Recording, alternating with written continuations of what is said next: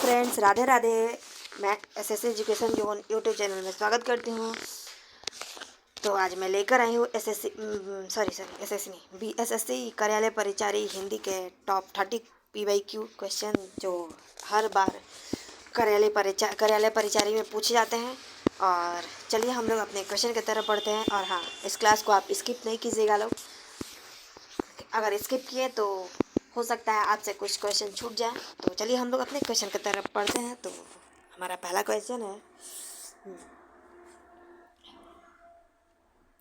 अनाथ का विलोम क्या होगा? अनाथ का विलोम हो गया शनाथ। दिए गए वाक्य में से वाक्यों के लिए एक शब्द कौन सा है जिसके आसपास देखा ना जा सके?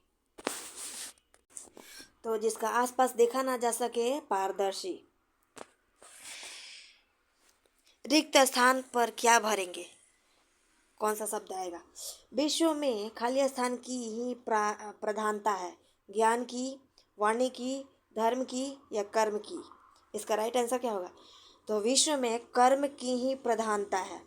दिए गए वाक्यों में वाक्य किस भाग में त्रुटि है? उसकी आँख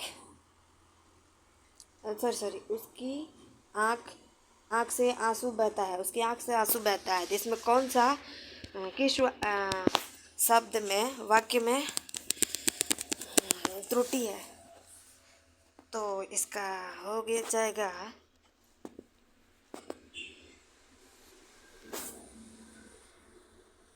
आंसू।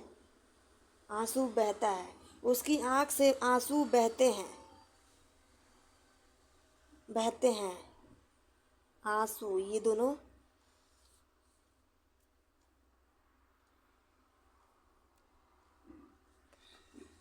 नहीं, बहता तो सही है। एक मिनट।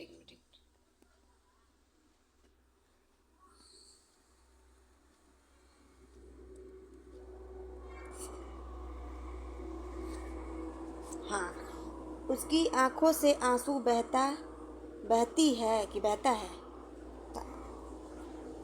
आंसू बहता है तो है में खड़ी पाई होगा और यहाँ पे बिंदु होगा। तो इसका ऑप्शन हो जाएगा, ये यहाँ पे त्रुटि है, ऑप्शन डी। अगला क्वेश्चन, दिए गए शब्द के समानार्थी शब्द का चयन कर। आकाश का समानार्थी यानी परिभाषित शब्द, तो आकाश का व्योम होगा। अगला क्वेश्चन,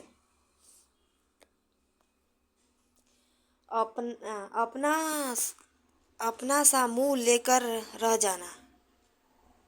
इस मुहावरे का सही अर्थ क्या है? तो लज्जित होना, होश में आना, बुरा लगना या फिर ध्यान ना देना। इसका राइट आंसर क्या होगा? इसका राइट आंसर हो जाएगा लज्जित होना। अपना सा मुंह लेकर रह जाना यानी लज्जित होना। अगला क्वेश्चन, निम्नलिखित वाक्यों में कौन सा वाक्य शुद्ध है? तो ऑप्शन ए में हो गया आप नानी घर जाओ। ऑप्शन बी में हो गया आपने नानी के घर जाना है। सी में हो गया आप नानी को घर जाओ, या फिर आप नानी के घर जाओ। इसका राइट आंसर क्या होगा? तो इसका राइट आंसर हो जाएगा आप नानी के घर जाओ। अगला क्वेश्चन, रिक्त स्थान में उचित शब्द लिखो। यानी पिल्ला खाली स्थान का बच्चा है, तो पिल्ला कुत्ते का बच्चा है। आस शब्द का विलोम क्या होगा? निराश, आशीर्वाद, निराशा या फिर आश्रय। आशा का विलोम शब्द, तो आशा का विलोम शब्द हो जाएगा निराशा। अगला क्वेश्चन, हथियार डालना मुहावरे का अर्थ क्या है? जीतना, हार मानना। ऑप्शन इसका यहाँ दो और ऑप्शन है यहाँ पे। या फिर ऑप्शन सी में हो गया आराम करना या फिर क्रोध करना। तो इसका राइट आंसर हो जाएगा हार मानना। हथियार डालना यानी हार मानना, ऑप्शन बी। चलिए अगला क्वेश्चन देखते हैं।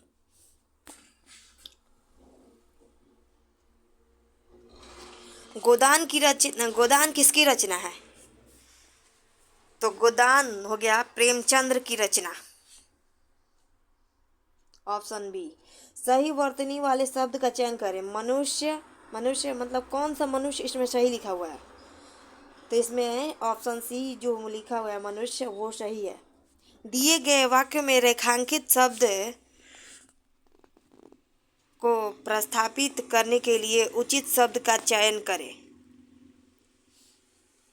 हाँ, यहाँ पे दिया पृथ्वी का रूप गोल है, इसमें क्या होगा? आकाश, प्रकार या फिर अपारूप या फिर आधार। इसका राइट आंसर क्या होगा? तो इसका हो जाएगा आकाश, सॉरी आकार। पृथ्वी का आकार मतलब रूप गोल है, तो गोल आकार का है।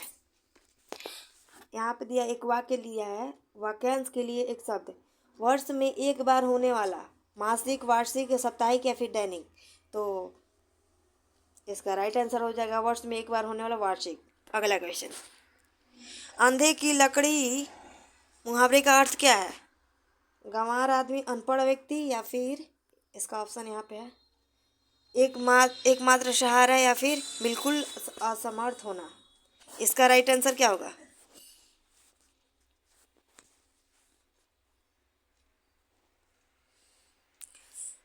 इसका राइट आंसर हो जाएगा ऑप्शन सी, एक मिनट, क्या अंधे की लकड़ी होना। तो एकमात्र सहारा, ऑप्शन सी हो जाएगा इसका राइट आंसर। अगला क्वेश्चन, यहाँ पे दिया हुआ है सौंदर्य की परख रखना अनेक प्रकार की होती है, जैसे जाती है बाह्य स्वर की परख समझना तथा उसकी अभिव्यक्ति करना सरल है जब रूप के साथ चरित्र का स्पर्श होता है या उसमें रसास्वादन की अनुभूति होती है। एक वस्तु सुंदर और तथा मनोहर कही जा सकती, परंतु सुंदर वस्तु केवल इंद्रियों को संतुष्ट करती है, जबकि मनोरम वस्तु चित्त को भी आनंदित करती है। इस दृष्टि से कवि जयदेव का एक मिनट हाँ जयदेव का वसंत चित्रण सुंदर है। यह कालिदास का प्रतीक वर्णन मनोहर है, क्योंकि इसमें चरित्र का प्रधानता है। सुंदर शब्द संकीर्ण है, जबकि मनोहर शब्द व्यापक तथा विस्तृत है। साहित्य में धारण वस्तु की विशेष प्रतीत होती है या तथा उसे मनोहर कहते हैं। तो वैसे ये सब पढ़ने वाली थी नहीं, लेकिन एक बार मैं आपको पढ़ के सुना दी। सौंदर्य की परख की जाती है आनंद की मात्रा के आधार पर, या फिर इंद्रियों की संतुष्ट के आधार पर, या फिर रूप के आधार पर, या फिर मनोहरता के आधार पर। इसका राइट आंसर क्या होगा? तो इसका राइट आंसर हो जाएगा सौंदर्य की परख की जाती है, ऑप्शन ए, आनंद की मात्रा के आधार पर।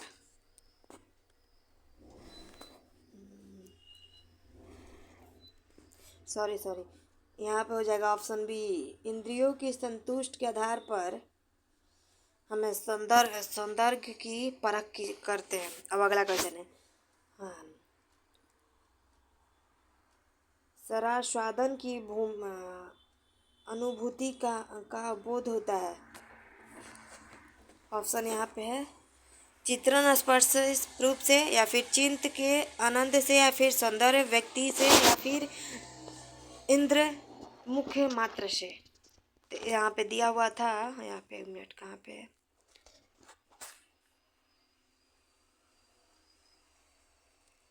हाँ, रस स्वादन की अनुभूति होती है। एक वस्तु सुंदर तथा मनोरथ है कही जा सकती है। यहाँ पे है, एक मिनट बताते हैं। इसका राइट आंसर हो जाएगा ऑप्शन ए, चरित्र स्पर्शी रूप से। इसका आंसर हो जाएगा ऑप्शन ए। अगला क्वेश्चन, कवि जयदेव का वसंत चित्रण सुंदर है पर मनोहर नहीं, क्यों? क्यों?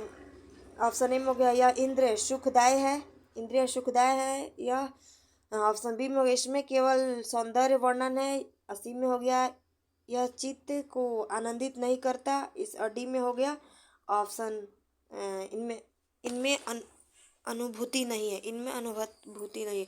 तो कवि जयदेव का वसंत चित्रण सुंदर है पर मनोरथ नहीं, ऐसा क्यों? तो इसका आंसर हो जाएगा इनमें केवल सौंदर्य वर्णन है। अगला क्वेश्चन, कालिदास के प्राकृतिक वर्णन के आधार पर ऑप्शन ए में उसकी प्राकृतिक अभिव्यक्ति, या फिर बी में हो गया उसकी चरित्र प्रमुखता, या फिर उसकी मनोहरता, या फिर डी में सौंदर्य। तो इसका राइट आंसर हो जाएगा कालिदास के प्राकृतिक वर्णन का आधार उसकी चरित्र प्रमुखता है। अगला क्वेश्चन, ऊपर दिए गए वाक्यांश के शीर्षक है। ऑप्शन ए साहित्य और संदर्भ, और बी में हो गया अभिव्यक्त की भूमि, अनुभूति, सुंदरता का बनाम या मनोहरता, या फिर सुंदरता की अस्कीर्णता। तो इसका राइट आंसर हो जाएगा ऑप्शन सी, सुंदरता बनाम मुहरता है। तो आज के लिए बस इतना ही। अगर क्लास अच्छा लगा हो तो लाइक कमेंट शेयर करें। Thank you so much.